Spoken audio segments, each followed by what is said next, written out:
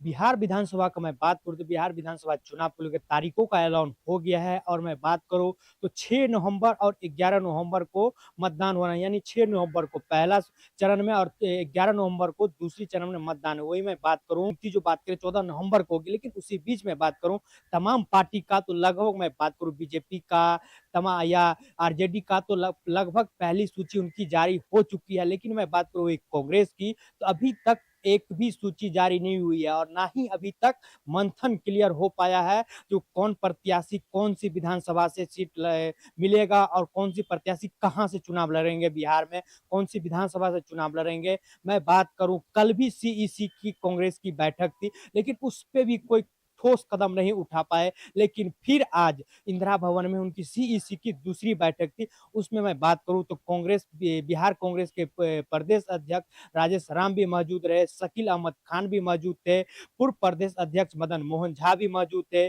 तमाम नेता मौजूद थे। लेकिन मैं बात करूं उनसे जब पूछा गया, राजेश राम से पूछे तो क्या लगता है जो कांग्रेस की जो अब तक सीट का पेच जो फंसती हुई नजर आ रही है उस पर क्या कुछ कहना है, तो उनका सीधा तौर पर उन्होंने ये भी कहा अभी हम लोग पटना निकल रहे हैं, आज लगभग लगता है जो सीट फाइनल होके और निकल के सामने आ जाएगी जो हमारी प्रत्याशी कौन किस विधानसभा से चुनाव लड़ेंगे, कितने सीट पे कौन सी विधानसभा से प्रत्याशी लड़ेंगे, कहां से किसको टिकट मिलेगा, सब आज हम क्लियर कर देंगे। पटना से अनाउंसमेंट हम कर देंगे कौन कहां से क्या होगा। आप देखना यही होगा जो 17 तारीख को मैं बात करूं तो नॉमिनेशन का अंतिम डेट है, लेकिन इसी बीच अब तक कांग्रेस की एक भी लिस्ट जारी नहीं हुई है। लेकिन अब देखना यही होगा जो तमाम मैं बात करूं राजेश राम जी या मदन मोहन झा या कृष्णा अल्लाह तमाम लोग पटना के लिए निकल गए हैं, अभी दिल्ली से पटना के लिए निकल गए हैं। लेकिन अब देखना यही होगा जो पटना में फिर मंथन के बाद आखिर कौन प्रत्याशी कहां से चुनाव लड़ेंगे, कौन सी विधानसभा से किनको टिकट मिलता है। आखिर कांग्रेस की जो सबसे बड़ी बात है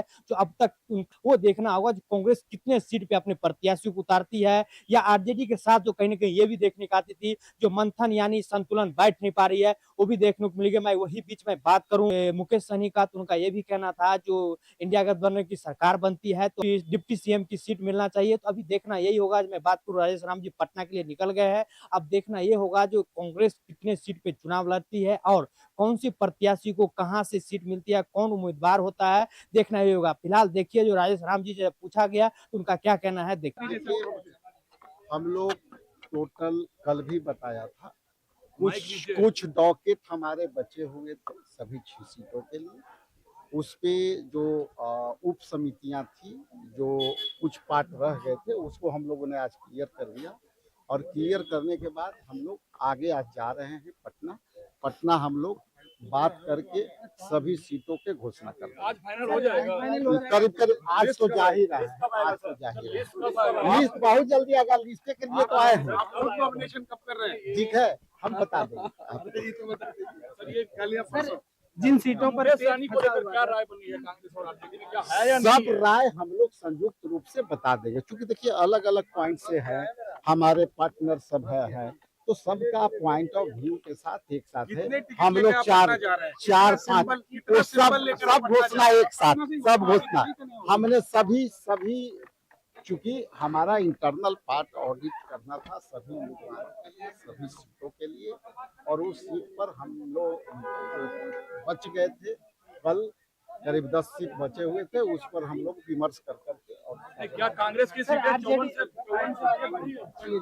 तो आपने सुना जो राजेश राम यानी बिहार प्रदेश कांग्रेस अध्यक्ष हैं, उनको उन्होंने सीधा तौर पे कहा कि अभी हम लोग पटना के लिए निकल रहे हैं, सब कुछ है सकारात्मक बैठक है, सब कुछ सही से सलामत हो गया है और हम लोग पटना के लिए निकल रहे हैं और पटना से हम लोग अनाउंसमेंट कर देंगे जो कांग्रेस कितने सीट पे चुनाव लड़ रही है और कौन प्रत्याशी को कहां से टिकट मिल रही है, कौन मैदान में उतर रहे हैं। तमाम लोग तमाम चीजों को लेकर जो आप लोग की सवाल है उन्होंने सीधा तौर पर कहा जो हम पटना के लिए निकल रहे हैं और वहां से अनाउंसमेंट कर देंगे जो कहीं ना कहीं हमारी कांग्रेस कितने सीट पे चुनाव लड़ती है या कौन सी प्रत्याशी को कहां से टिकट मिलती है, तमाम चीजों पे बहुत जल्द आप लोग को ये खबर मिल जाएगी। पटना से अनाउंसमेंट हम लोग कर देंगे। वही शकील अहमद खान भी थे उनके साथ, मदन मोहन झा भी थे और राजेश राम भी थे, सब लोग पटना के लिए निकल गए हैं। अब देखना यही होगा कि कांग्रेस कितना सीट पे चुनाव लड़ती है और कितने प्रत्याशी को यानी कितने प्रत्याशी को मैदान में उतारा जाता है और कौन सी प्रत्याशी कौन सी विधानसभा से बिहार में चुनावी मैदान में उतरते हैं। सबसे बड़ी बात यह है जो लमसम जो है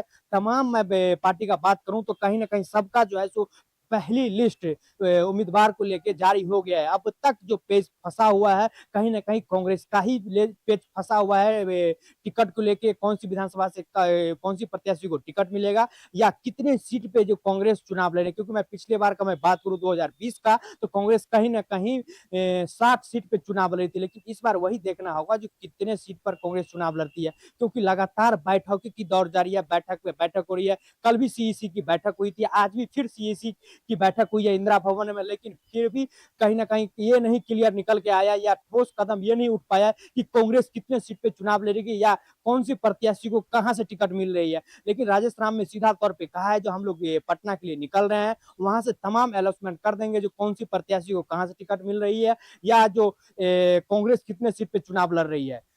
वीडियो जर्नलिस्ट नीलव के साथ दीपक झा, श्री न्यूज, दिल्ली।